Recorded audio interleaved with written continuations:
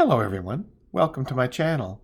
Today I'm going to do a review, I guess flip through as well, of the Hezicos Tarot. I purchased this a number of years ago, and I don't use it as often as I should, because it's quite a unique and interesting tarot.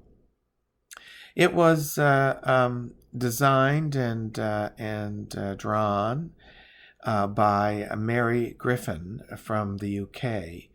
And now when I purchased it, it was through her site from the UK, so it came from the UK.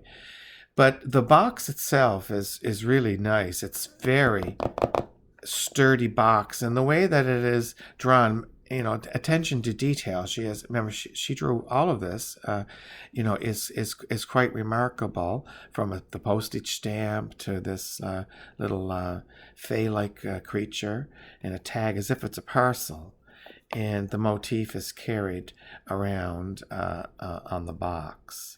It's quite nice. It looks like it's wrapped in brown paper. Okay, so let's have a look. It's like I said, quite a sturdy box. And she's the well, I don't know how. Well, it's independently published. This printing was anyway, I believe. Now, I could be wrong, but it's been a while since I actually looked at this deck, so I'm kind of looking at it with a bit of fresh eyes as well. Let's look at the card first. And sorry for any glare. It was hard because some of these cards are somewhat glossy or matty, and I tried so hard to adjust the lighting. The Hezicos Tarot, like I said, by Mary Griffin. Believe and trust in yourself, and you create miracles. Of course, we are the creators.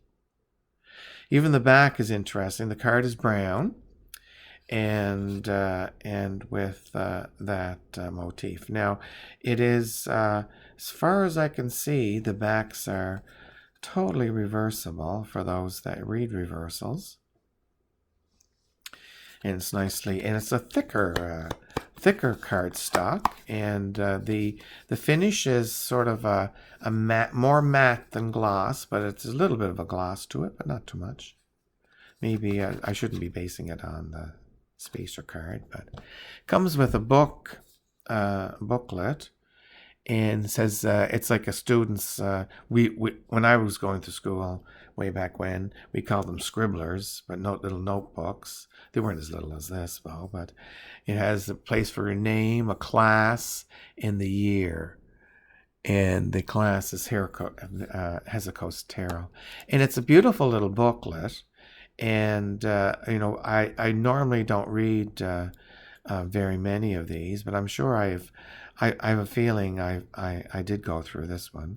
And there's examples of some spreads. I don't think I've ever tried this one for her, but typical 3-card spreads. It's a traditional Celtic cross spread. Everyone sends a different way. 1, 2. See, I do. You can see how this is more like doing it like a cross. 1, 2, and then 3, 4, 5, 6. When I put it out, it doesn't matter. Whatever your tradition and whatever meaning you do is, but I sometimes like to point out contrast.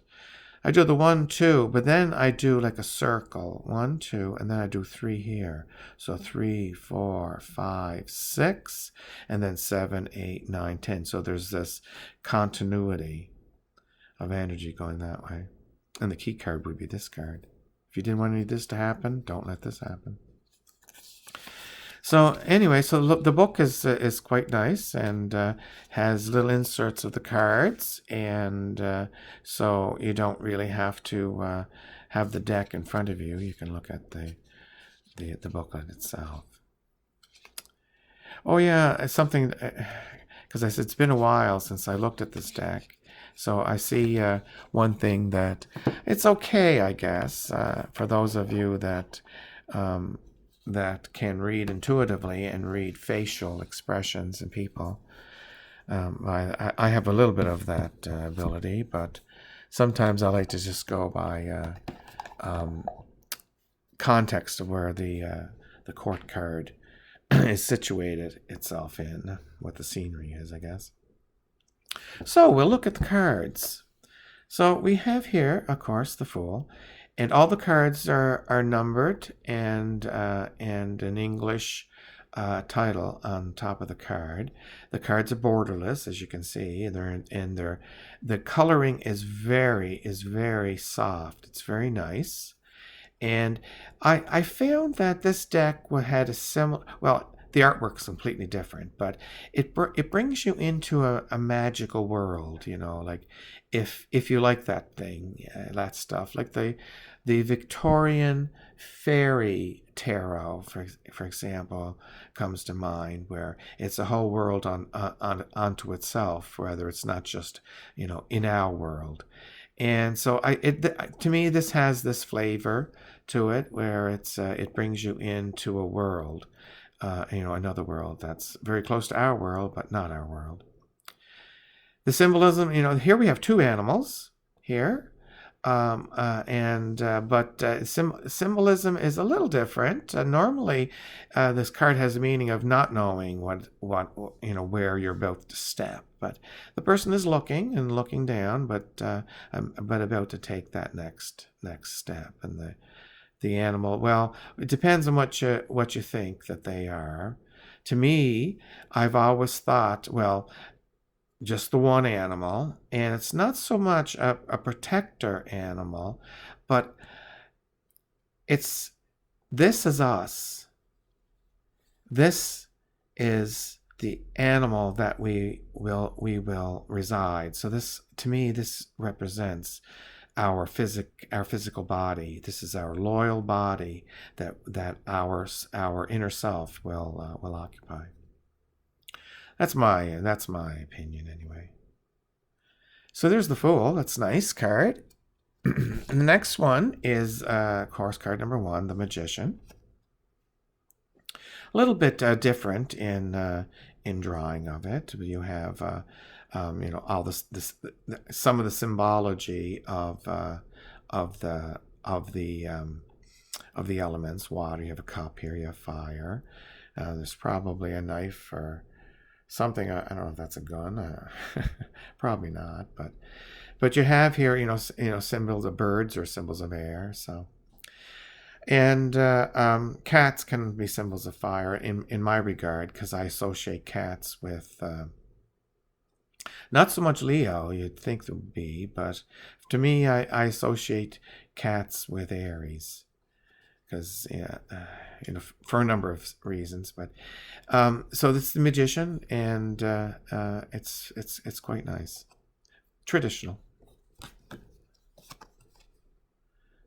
The High Priestess. Isn't that beautifully drawn?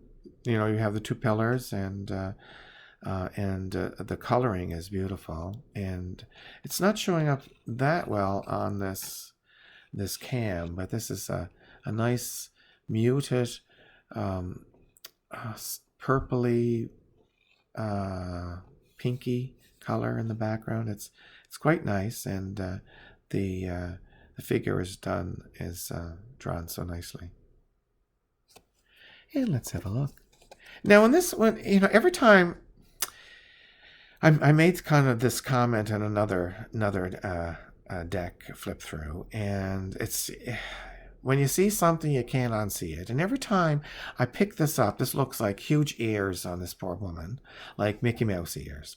Sorry to tell you that, because I'm sure some of you will curse me, because now that's all you'll see. So that's kind of, but it's part of the chair, I believe. But Empress, the stereotypic mothering instinct that we all have, and this of course, we're going through the major arcana. So these are the major forces in the universe that we experience. So next would be, of course, the Emperor. Hers looks soft, right? And that's what should be soft. It's our more although there's some, it's not all passive, but It's mainly that way, and stereotypically, this is more of an active energy, and more cold and clinical. See, and represented by the structure of the crystals. So in the frequency occupied by this world, or this world's that frequency, you can see it's a frequency of order. You know, so you can see where laws and in that would be evident. Wild dog. The Hierophant. It looks kindly enough, but to me, when I look at this card, it's almost like the figure looks a little depressed, the shoulders shrunken a little bit, but maybe that's a view that recognizes or societal norms of religion are decaying. Could be. But this is sort of society's spiritual. You know, what is accepted. So it can be about institutions or large churches, or it can be, of course, the priest or a spiritual figure. Well, I don't want to go and start defining the cards, but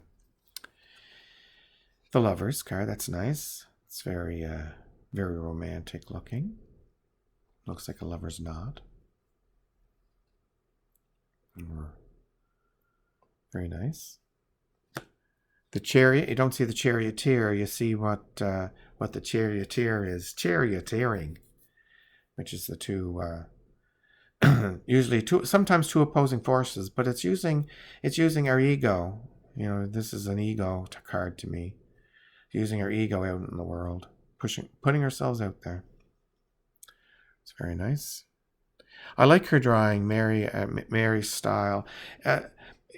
All of these independent, artists, I really do take my hat off to. And the Anna K. Tarot, Anna, and I forget exactly what I don't want to butcher her last name, but it does start with K. And her deck as well is another one that I feel I'm somewhat not quite in another world, but in another place. It doesn't have that otherworldly, but that's not a takeaway from it. That doesn't, because that's a beautiful deck. I actually purchased a number of copies from her. Yeah, it's beautiful. Oh, sorry for the glare. Like I said, in the deck, Mary has made strength as 8, and she didn't do it. She picked, strength is 8, and I guess that would also be that justice will be 11. For those that are, cognizant or aware of that, if that's an important distinction to you. And again, that's beautiful, and it really is the way the strength is to me. It's through our calming nature that we calm our overreaction sometimes to things and stuff. This is the Buddha card. And the Hermit, it's classic search for inner knowledge, inner knowing. This is nice. This also represents in recent readings. I do some readings online for people, and in some recent readings, it's coming out as there's a lot of inner reflection going on, I think, out there. My own advice during this time of trial, is stop watching the news. It is hurtful. You can watch a little bit, be aware, but some people are just glued to the television. That affects your spirit.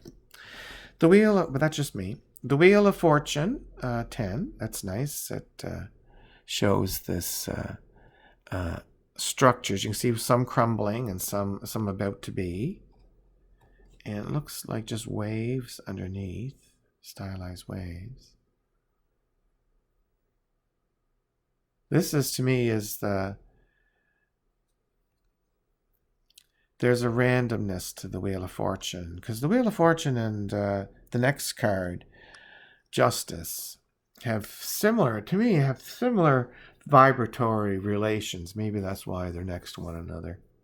One's 10 and one is just 1 over. And because they share, commonality, and it is about, it's a future-y thing. Well, not necessarily all future-y, but this is, to me, this is just the random luck of the draw. This is randomness, luck, roll of the dice. This is the wheel turns and things change. The Wheel of Change is a good title for a card for the Wheel of Fortune, or the Wheel of Fate. The fortune part's unfortunate. that we associate with fortune, because people, of course, visualize that as money. But it could be, but it's not. It's the Wheel of Fate, so it's our fates change, and most times the spin is to our benefit, depending on where we are on one of the radii that come out from the center of the wheel. The closer we are to the center of the wheel, the less we notice any changes in the wheel, whereas those at the end, just even little changes, there's a lot of change in the world. Their experience. So this is more of a fate thing. And so, whereas the next one is sort of the justice is, there's more karmic thing here in this one. It's getting what you deserve. Like I said earlier in another video, people, think it's a get out of jail free card, but it's not. It's that the truth will set you free. So, or the truth may lock you up. So it's justice being done. So things that are merited, things that, to me. And like, I'm glad Mary drew the figure with no blindfold, because this, to me anyway, this justice is not blind. Blind in I guess in the regard that it doesn't take regard to your station in life. But justice is not blind. Justice has very keen eyesight. And that's why it can be just. Right? Walk a mile in my shoe. And then we have the Hangman. And as I do with most of a Hangman decks that I'm looking at, if I'm just studying them a bit, I like to turn them around so I can actually see what is going on with the person. So, as you can see, doesn't look like distress to me. Mary did not draw this man in distress. So, because some people do have this a connotation with the Hangman that it's a punishment. And I guess it can be interpreted that way if the face is grimacing or they look like they're struggling, and maybe you can ascribe that meaning to it for your own practice. But to me, this is being, he looks pleasant, so it is giving up something, because you are suspended, so you're giving up movement, you're giving up, perhaps other things, but you're gaining something from that exchange. And it's significant, and, so, I'm glad that the face on that individual looks like one of expectation of what's coming. So that's very good. Death. Well, here we have, our typical view of death, which is decay, really. But, as we all know, death is just a fiction. But we have to have it, because otherwise at this point, we'd be trillions of people on Earth, maybe not trillions, but, many, many more billions on Earth, and be running it away. And what about garbage? Garbage would never rot, and yuck. Death is necessary, right? And in tarot, it usually, of course, beholds a transformational phase. Like I said earlier in an earlier video, it's the caterpillar to the butterfly. Caterpillar has to die. That phase has to go away for another phase to begin. Sometimes there is some regret, because you have to say goodbye to something that is familiar. But you got to look long term, and Eternity is a long term. All right, so the next one is Temperance. Temperance is an interesting card. It's Sagittarian. There's a Sagittarian energy to this card. It's a fiery card, believe it or not. And in some decks, there'll be like an arrow shooting up, and it is a card that is the way to raise yourself, and it is through moderation, according to the card. Temporary, taking the middle path. If you understand the three pillars, it's the middle pillar. So this is the middle pillar energy, and being able to balance that way, not being like a pendulum where you're constantly swinging one extreme to another, but maybe little swings in the center, because there's always movement. Of course, we are energy beings, so everything is always moving. Even that large stone in your front yard, it's moving. The Devil. When this is another card, when I looked at it, I thought, I don't know. It is. There's no such, for one thing, there's no such thing as an actual devil, or. But we do numbers on ourselves. We work against our own best interests, and we want things, but then we put obstacles from how we think that, so they never come. This is not, besides that, this is, of course, having more of a focus on the physical plane. But there's good in the Devil, too, in the Devil card, in the fact that it often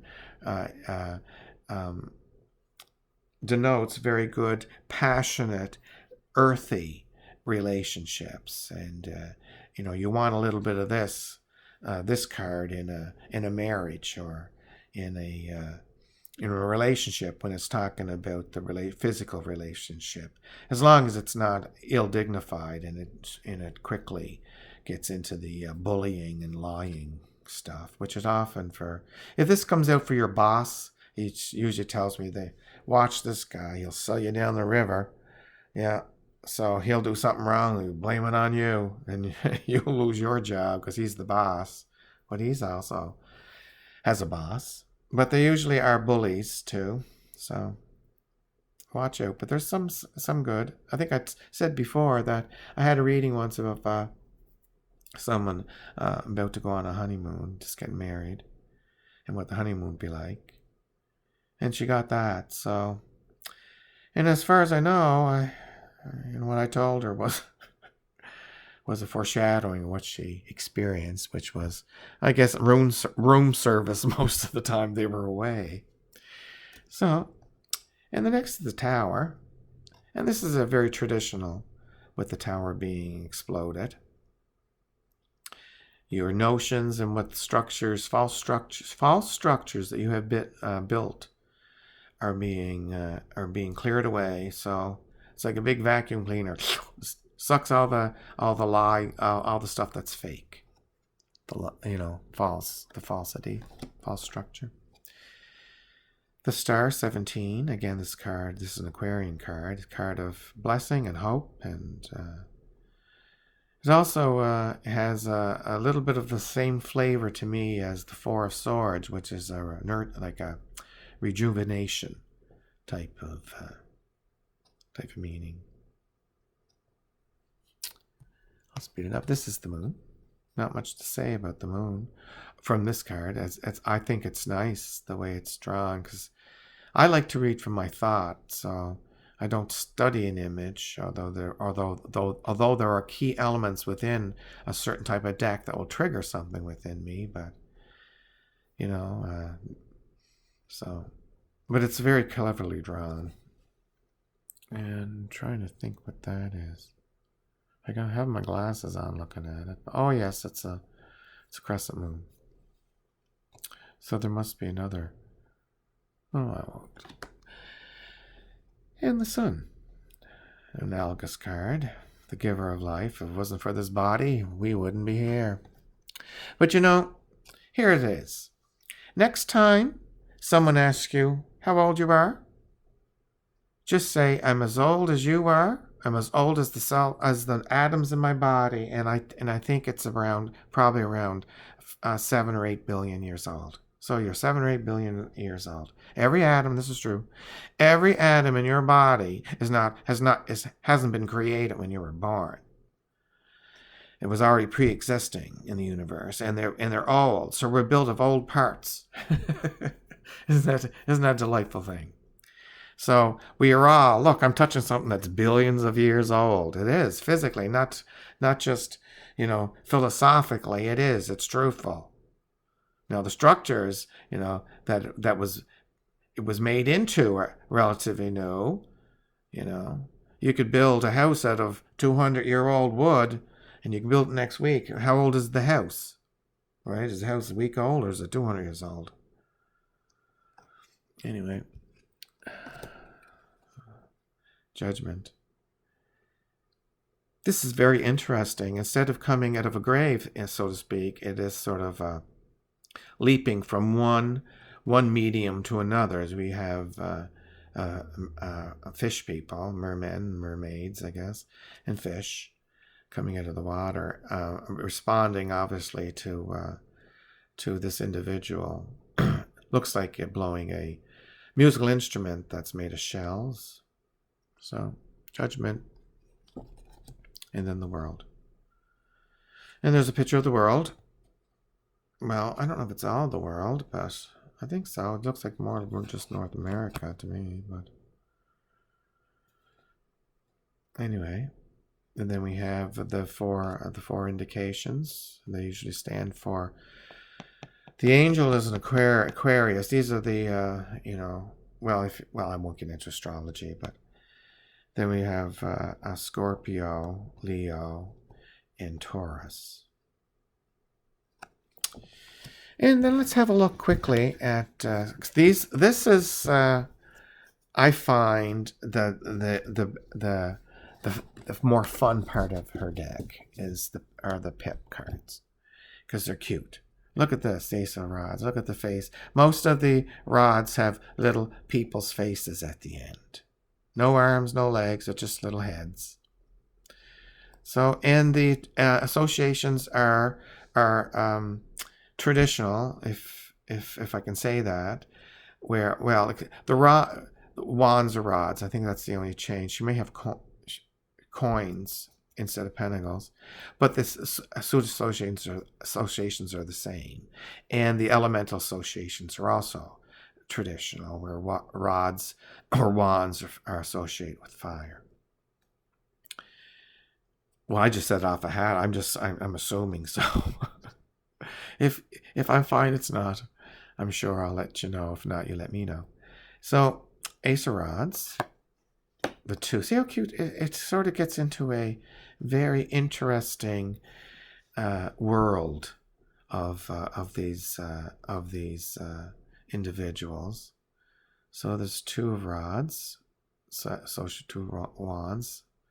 Just about make a step forward there. A 3 of rods. Nice, look at the little house up here. It's all have like a hot air balloon. It is just, they're adorable cards. Oh, the 4 rods, 4 wands. Usually you see the 4 in structure because it means it's a structure. And a lot of times in our mundane world, this card does end up being associated with the setup of a new home. Not necessarily a new house. Doesn't necessarily building a new house, but a new setting up of a new home, which then becomes your house. But it's oftentimes it's just denotes the successful completion of something tangible. And if it's surrounded by other successful cards, it can be like marriage and stuff like that, or putting a business together. But it's, something tangible. The 5, look how the dark the sky is. And look, you can see that their faces within these rods. And they're struggling, and looks like they are trying to compete against one another for the available sunlight, looks like.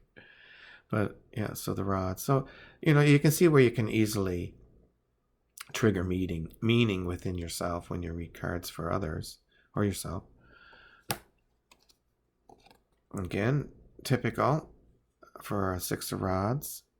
This time, instead of having people support you, you have some animals that seem interested.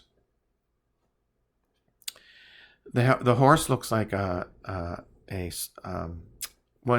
fake one you see at a fair or in a ride, but it's a magic horse. This is moving. So this is victory and success. Again, you can see the traditional composition of the card.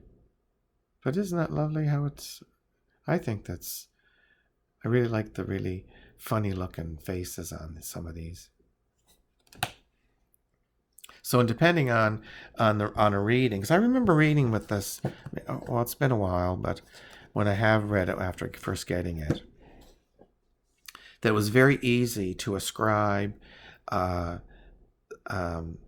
emotion of a reading by looking at the face in the card, which is typical. That's not revolutionary. But I found that when I read, and the same card came up, I'd look at the face and it would completely different emotion on the face. So it's kind of weird that way. And I noticed that, not just this card, but I mean her other cards like that.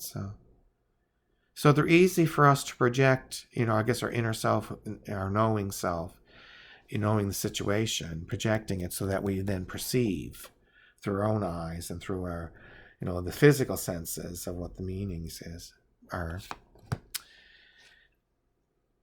The Eight of Rods. I guess looks like, to me when I looked at that, I didn't remember that face was there blowing. A chill wind is blowing. Maybe, but it's not. This is not an ominous card. This means things are in motion, just about to. It usually means news is coming of something, but things are already in motion. I think that's pretty well everyone. And then nine of Rods. Yeah, this is an interesting one that, when I see this up, because it's the person in front of me almost always that this refers to, and they're being petty or they're being deliberately, cutting themselves off just to spite somebody else and all that nonsense stuff. But it's a protective card. Ten of Rods. Well, this look like contentment just is great because 10 has a feeling of completion as well. Hard duty, but you're almost there. It also indicates, of course, those that do work hard and do take onto themselves usually other people's problems and tries to help. This is what I mean about the court cards in this deck, is that they're close-ups. And I find it, I don't know why, I like faces in cards. Now, sometimes I find it hard. Now right now, I can read her and him in the state of mind I'm in now. Because I easily saw a friend of mine from grad school days. It looks like her now. I've never seen that like. So I know that whatever it is, the emotion I'm having now, she has that personality. And he's kind and a little goofy. You can read a little bit, especially if they're looking on you, but some of them are hard to do. And so I just rely on my of what I know about what the Knight of Wands is like. But the red hair, that shows me that this one thing you can read is that, well, here's other things. He's looking to the left. So to me, he's forward looking, which is what Knight of Wands are. They're forward looking. He has red beard and red hair. To me, he has lots of passion and fire and drive, and that's check. That's true. These are people on the go. Well, he's standing there, but he does look like he's maybe going to go. But so there is room for a lot of intuitive understanding, and even though I sometimes balk at the ability to do it, I find myself deep into it and intuiting stuff. So if you go easily into that state, then you may I like this deck, because then the personalities would change as the reading changes. Personality of the cards. Okay, so the next is the cups, and so the blues is will be predominant. 2 cups, isn't that cute? Yeah, 2 cups. Choices, but it's new with something new with possibility that you're going to like it. 3. That's a good one. This is, to me, this is like a fellowshipping card. Close friends, but it's just sharing, but sharing the load. But it's also, I find that this card is often a share something good, share my good life with you, good news. These are the people you call. Also the people you call when there's bad news. This is great. The 4 of Cups, if that will focus there, because I see that wistful look as the young lady is looking into the water, and there's cups in the water as well. Because that's what this card means to me. It's not so much, pondering over what could be, because that's, to my mind, more of the 7 of Cups. But this is sort of getting a little burnout, I think. Just having some I don't want to say dissatisfaction, but it's a feeling. I'm empathic, so I get these feelings, and then I can't express them in English. But it's and then it leads to the traditional meanings of boredom and ennui and that. But it's a feeling. It's tangible. So, when I read people and this is predominant for them, for that reading, I don't know, I just want to, take jumper cables or something. Because it can lead to depression. So you kind of want to, don't stay in this. And I think that's maybe in Pamela Coleman Smith's wisdom, when she drew the same card with the hand coming out. Maybe that is the universe interceding, saying, here's something that will whet your appetite, WHET, whet your appetite, right? To get you out of it. Because to me, there's a sadness to this card. At least, over the years, interacting with it. 5 of Cups. This one doesn't look so regretful, although he did spill his wine into the sand, and it's, of course, gone. But yeah, there's a sadness, a disappointment in this card. We caused it, though. Yeah, now we regret what happened. When I make definitive, like we caused it, there's always exceptions. You just found yourself you wish things would have gone a different way. Cute. 6 of Cups. Children. This is, to me, this is always about pleasant memories, but it's also times when we were secure and happy and didn't worry about anything but having fun.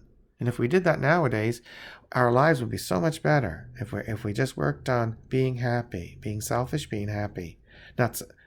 By being happy, you think it's selfish? It's not. Just be happy. Be childlike. Have fun. Do something fun. Usually after every reading that I do for people, as a going away parting gift, like on a game show, I will do a reading, and before I shuffle the cards up and do it to be a one card reading, and it'll be this is my Shay, this is my advice to you for today of how to have fun. Way to have fun for today. Like if that came up, I'd say, go window shopping. That's fun. Look at all the options. Don't worry, money is just in your head. So go window shopping, for example. This could be it. So traditional with the Seven of Cups, with the options, daydreams, plans, things in our head. We have to get them out of there, though, and into manifestation. Eight of Cups. You see the person climbing. Now, maybe it would be easier to go around this way, but I guess there's a calling to another path. That's a good way of looking at that. There's sadness in this in a way that usually you leave sadness in your wake, but you have to do what you're called to do. Nine of Cups, the Wish card. Then we have a little figure. They put, I don't know what kind of headwear they wear, but it's kind of appropriate, I think. And the Nine of Cups is a card of, it's a gregarious card to me, and it's a card of enjoying life, enjoying not having too many ties, too many things that tie us down. It's a wish card as well, with tradition. This is like a 1960s family a comedy or a family drama. This is, contentment.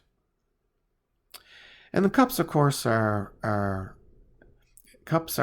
the suit of our emotions. So this is getting there. You've got there.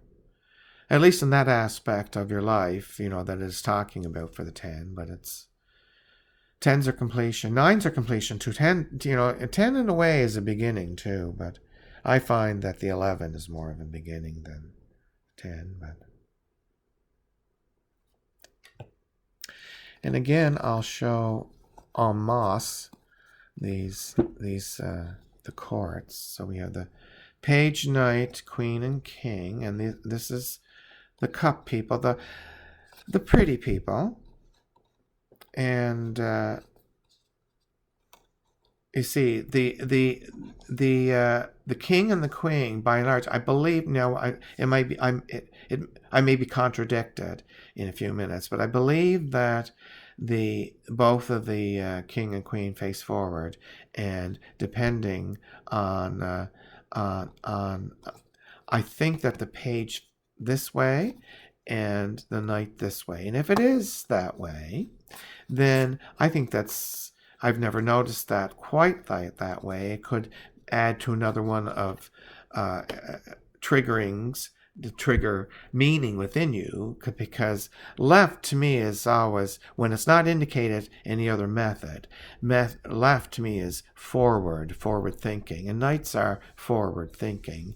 Pages, you can see them being that way thinking, not backward or not looking in the past, but not being skilled enough to go out into the world. So they're still looking within for guidance.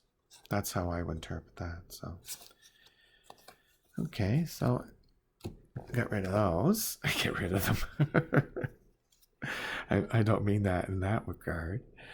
The Ace of Swords, you see there's little faces again on the sword. So the aces have the suit emblem.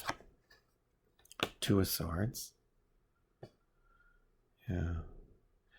You see, this is an interesting way of doing that too, because it's crossed over the heart.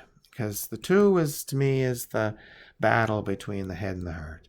So, if that helps to remember meanings, you see the sword is crossed over the heart. So the sword is, I believe, most times is going to win this one.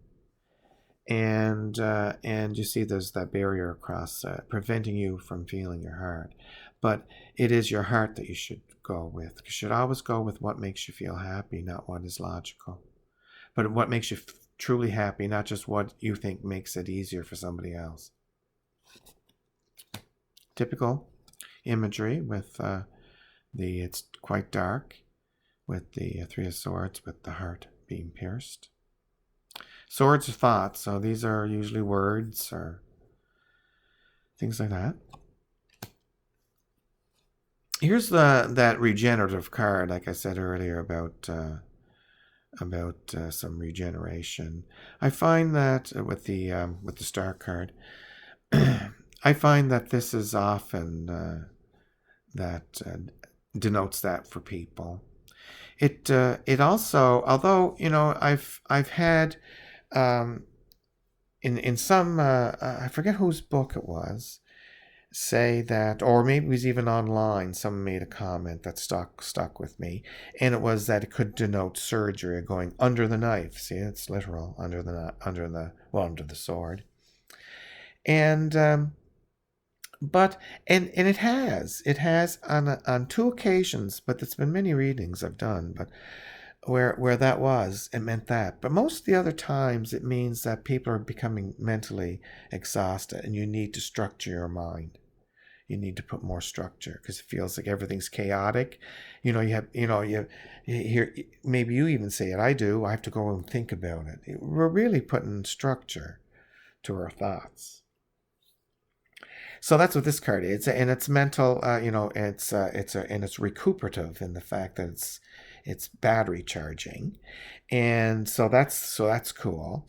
But it is also it has said about retirement, just like books. So I think that humankind will affix meanings to cards, and with enough of us read it, enough of us believe it, I think it starts, indicating that as well. Because retirement, I've also got from people when it had anything to do with recuperative or retirement's kind of like that. But I mean retirement from a job, like physical retirement, not going to bed or retiring from a situation. Although retirement is that.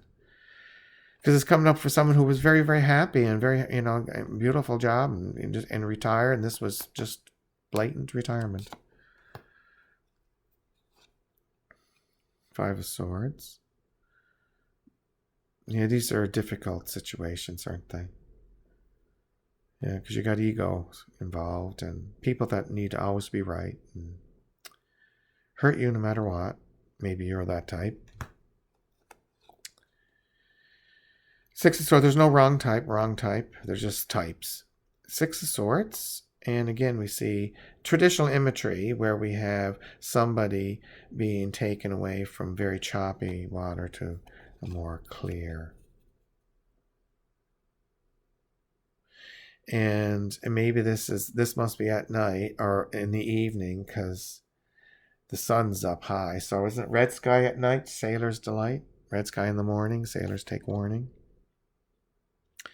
So this is also saying it's better times ahead. Seven of Swords. This is the sneaky stock. The sneak.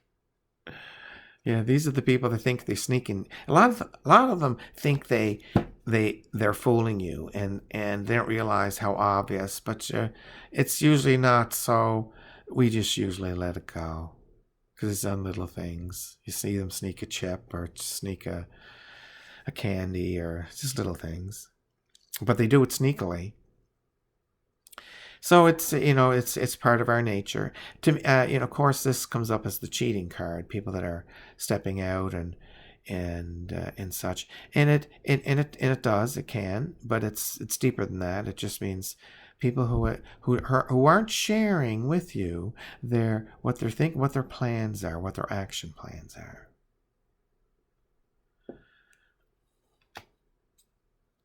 Look at the hair. Love it. And this is very typical for the Eight of Swords, being feeling trapped, but there are always ways out. Card of worry, but it's card of empathy. Worry to me. Worried about yourself, it can be, but a lot of times you're worried about some other thing, where it's someone you love. That's what are they going to do? They just lost their jobs. But it also can be, what am I going to do? It's going to be that too. It's 3 a.m. heebie-jeebies, I call it. This is the ending. The Ten of Swords. End. Sorry, folks. There is no resurrection. I know people sometimes put the happy spin to it. Oh, but maybe it's a dawning of a new day. Well, there's always a dawning of a new day. This tells you that something is done. It's over. It's fried to a crisp. Get on with your life. Don't try to resurrect it. This avenue is now closed, ladies and gentlemen. Move on. And here we have. Yes. Well, so far, page to the right, knights to the left. Sorry, I had a little bit of a tickle. I had to get a drink of water before I started hacking my head off. But it's what I thought. We have the page. So there's one way of differentiating it. Because if you're just close up ahead, sometimes it's hard, especially if they're not looking at you. And again, the king and the queen are front facing, so you're forward facing as well. This, you can see that they are. What's the difference? This is forward facing. Well, this forward facing. Yeah, this is more future facing. But this is the king and the queen. They just face with the reality of the present. That's what I think. They do future because everyone goes through each stage. But you deal with what's here now. So they're nicely drawn. I like Mary's drawing. This is exceptional. In person, it looks really, really nice. They all do. There's some, nobility in their eyes as well. And the final suit is coins or pentacles.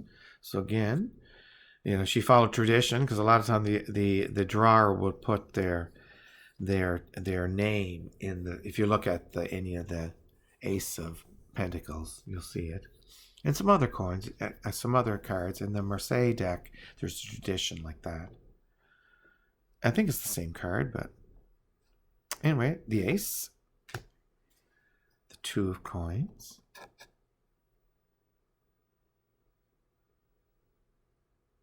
you see the greens are predominant. Three of Coins, the Master Craftsman card. There's a little fairy there. Another one down here. They're enchanting. The cards are really nice. If you like to I don't mean zone out, but if you're able to enter into that vibration where you can. Well, those who are able to read storybooks and find themselves within the books will like this deck. I'll just say it that way. So there's 4. This is usually associated with miser, but this is someone who's structuring their resources, although money resources need to flow. 5 of Coins. This is lack and need. You can see the couple walking away. See the detail in the cards. I'm not doing it justice. The details in all the cards is excellent. And again, for those who love details and to zone out, it's a good deck. You could probably even hear the conversations between some of these beings in your mind. 6. I like this. I'm just noticing because there's a hierarchy involved in the 6 of Coins. A lot of people say, this is the card of generosity or giving, and it is. But it's metered giving. It's giving from one level to another. There's a hierarchy. So you often see this come out for banks as well, bank loans, right? Because it's a certain power level to a lower power level, and then even lower one. But it also can be because those that have who who have managed abundant resources in their lives have more power, I believe, in this life anyway, and are higher. So there's more power involved. But again, like I said, this is a card of generosity, but that's why in the RWS deck you see a scale. You often see a scale because it's metered out, or metered out. Yeah, so much for my education.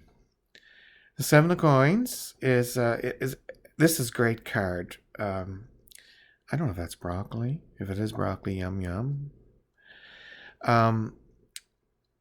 But it is, to me, this is a card of assessment, of looking at what is about to ripen or come to fruition, and seeing, is it worth the effort? And a lot of times we'll say no, because the journey is more fun than what happens when you get there, for some of us. And so it's sort of like that. And I believe the esoteric title for the Seven of Coins is Lord of something unfulfilled. I forget now, but it's Lord. It'll come to me. I just have to allow my the librarian in my head to go get the information. I should play some elevator music while we're waiting for them to get back. Anyway, so the Seven of Coins. Wishes unfulfilled, maybe. Dreams unfulfilled. Plans unfulfilled. I'm giving my librarian all kinds of options, so I'm not getting any tugs at it. Eight of Coins. It took me a while to see this frog. I remember using the deck a few times, and then all of a sudden saying, oh, look, there's a frog there, or a toad or something. But he's carving it, so he's carving it. You can see why some people say maybe the Eight of Cups is, the Eight of Coins is the master card. But to me, depending on the flavor, the closer you are to source, the better it is. And source is closer to 1 than it is to 10. Because after 1, there's, what is there? 0. What does that mean? If it means 0, doesn't mean, nothing, there's a difference between nothing and no thing. A space. I'm not going into that. But but you can see the 8 in my philosophy is the apprentice, learning to hone your trade. And usually to make money, because it is suit of money. The 9 of Coins. Yeah, this is, I want to say self-satisfaction, but it's self-determination too, because you got here by yourself and you rely on nobody. You did it. Da-da-da. But there's also, like I said earlier in another video, there's a loneliness involved in this, but sometimes it can denote that. And the 10 of Coins is traditional family, security. It can be traditional wealth card. What is the definition of wealth, right? Every one of us would be wealthy and considered wealthy in the very poorest of countries. So it's satisfaction as well. It's getting there. And now we'll look at the courts of the wealthy people. Look at them. Look, they can afford anything. We love you. We want to be like you too. And we have again, looking to the left. Oh, sorry. I said all the time this was looking to the right. Looking to the left, but this is looking to the right. My video is reversed.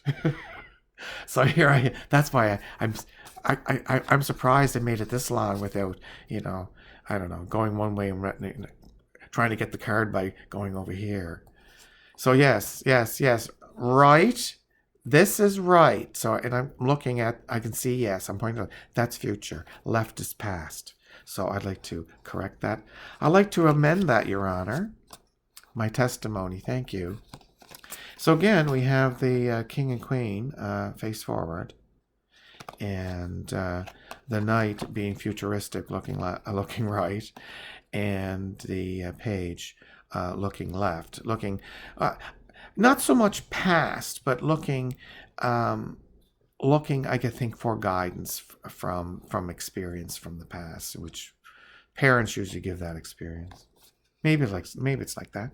Anyway, so that's my look at a very lovely deck by Mary Griffin from the UK, and I believe, well, I'm not sure if it's still in print, and there is a website address at the back, and it has Hezicos Tarot, and that's Hezicos tarot.com. So I'm not sure if, and it looks like it's peeling off, but it's not. This is all paint in the box. That's what I'm saying. The attention to detail. Because even when I picked it up, I was thinking to myself, oh, I hope that doesn't peel off. But the attention to detail in her deck is really remarkable, and she did the same thing here. It looks like it's peeling off, but it's not. It's a lovely deck, and it is a little bit, if you riffle shuffle, which I do, it's a little bit difficult. Well, I wouldn't say difficult, but you just have to be careful. I hope so. If you're mindful of the backbone of a card deck, then you shouldn't have any problem. You just know, I can't bend it any more than that, or I'm going to break the card. So I'll give it a riffle to show you.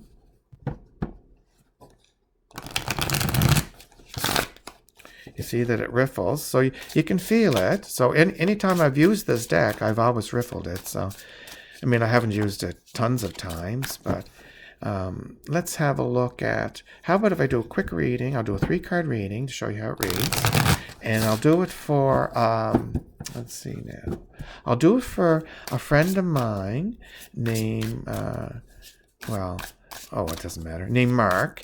And there's a large project coming up within the next month. And he wants to know that the client is going to say yes to it or move on. So let's do it.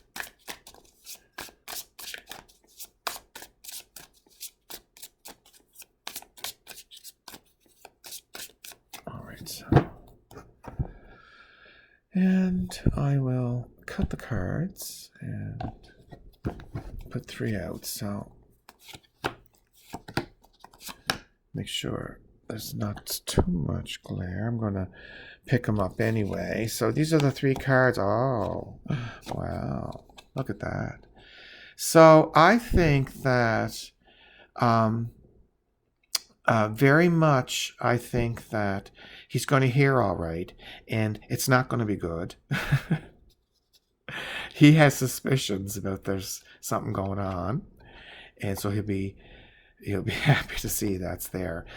This is definitely Mark, and so he's looking towards justice. So I think what I would say is he's going to hear, and it may not be good news, and they may keep real reasons why behind their head, because he's given, this is a good idea that he's putting forward, and that what I'm interpreting is that this will not go forward, but it'll be great that it doesn't go forward, right? Because it is not very good. I could tell from when he was telling me that, the vibe I was getting from him, it was, there was something there.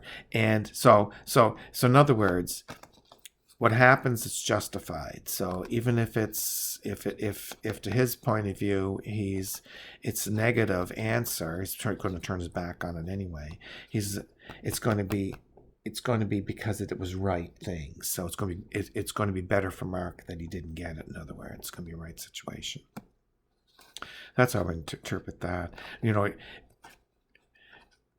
those of us who read for a while, when you start reading a little bit, then you start getting flashes of all this stuff, and I don't want to go on for the next 20 minutes, but yeah, yeah, and Mark should keep any some stuff to himself. Don't be divulging very much to these people, because I have a feeling they're going to be kind of crafty. That you may have to go to court over something. Anyway, so I didn't want to quite land on that kind of soury note, but it's a beautiful deck, and I highly recommend it if it's still available. And but check out check out her website to see if it is available. Maybe it is mass marketed now. I'm not sure. I haven't looked, but I saw it this earlier today when I was in the library upstairs, and I said, oh, I haven't touched that in a number of years, so thought maybe I'd like to see it. You see the little thing coming through the paper? Just the attention to detail is really exceptional. Anyway, everyone have a great day, and I was so glad to be with you today. Bye bye.